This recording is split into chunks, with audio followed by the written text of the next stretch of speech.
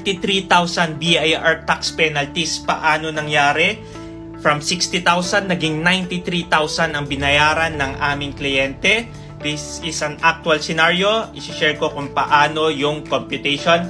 My name is George. I'm a freelancer tax advisor at GA Consulting. What we do is we are empowering online freelancers through simple and stress-free tax compliance. So this is income tax return year 2022. Di ba ang deadline is April 15? Pero September na siya nabayaran, kaya late filing.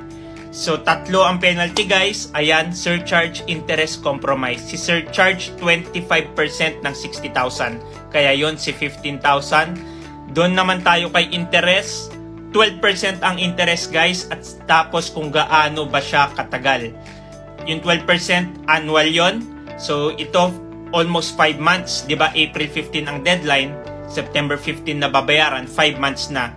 So 60k times mo ng 12%, i-times mo ng 5 months divided by 12.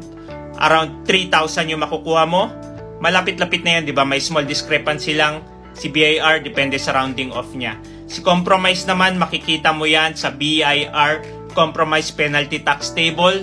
Nakalagay doon kung 60,000 ang hindi mo nabayaran on time, 15,000 ang penalty. So that's it guys. If you are a freelancer at meron kang concern or question regarding freelancers BIR registration and freelancers tax compliance, comment mo lang yan at sasagutin ko yan.